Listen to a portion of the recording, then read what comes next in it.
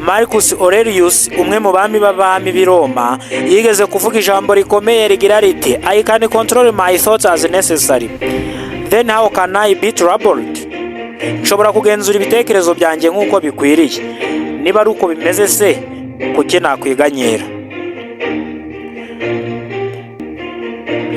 Muri iyi si irimo guhindagurika, akenshi dushaka guhindura ibitugeraho, ariko Aurelius atwibutsa ko imbaraga nyakuri ziri imbere muri twe. Uyu munsi tugiye kureba uburyo aya magambo ahura n'indangagaciro z'umuco wacu binyuze mu masomo akomeye. Uri kumwe na Modeste M4 nk'ibisanzwe ku ijambo ry'ubwenge by M4. Kaze neza. Isomo rya mbere ibande kuri wowe ubwawe, self reliance. Marcus Aurelius yatwigishije ko amahoro atava hanze ahubwo ava ku buryo tuyobora ibitekerezo byacu. Mu muco nyarwanda ibi bihuye n'ihame ryo kwihagararaho.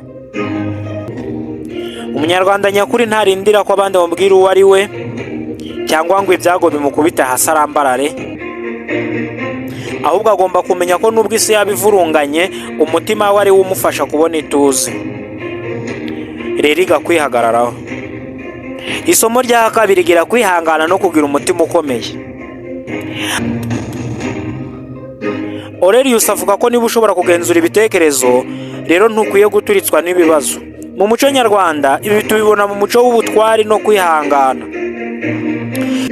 Baravuga bati nta ntwari itahura n'akaga, intwari si utahura n'ibibazo, ahubwo nubasha kubitegereza agahangana nabyo akavuga ati ibi ntibishobora kurenga imbaraga z'intekerezo zanjye.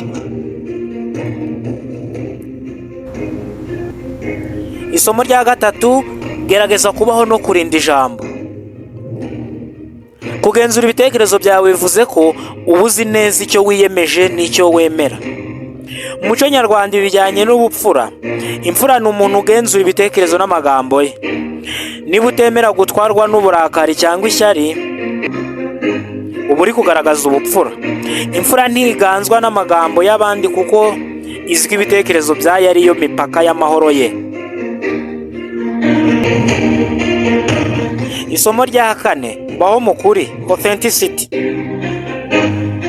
Niba ugenzura ibitekerezo byawe, ntuzigere uhangayikishwa n'uko abandi bakubona cyangwa baguhimbira amagambo. Mu muco nyarwanda ibi bihuye no kugira ishema. Ishema ry'umunyarwanda rishingiye ku kuri k'uwo ari we. Niba uzi ko ibyo utekereza n'ibyo ukora ari byo bihamye, amagambo y'abashinyaguzi ntashobora kukubabaza. Uyu munsi niba wumva ufite umuhangayiko, ibuka amagambo ya Marcus Aurelius, igenzure hanyuma ibuka ubwenge bw'abakurambere bacu, ihangane, ube imfura, kandi wumve ko nta wundi washingiraho ubuzima bwawe uretse wowe ubwawe. Aha ni ku ijambo ry'ubwenge by M4, naho ubutaha.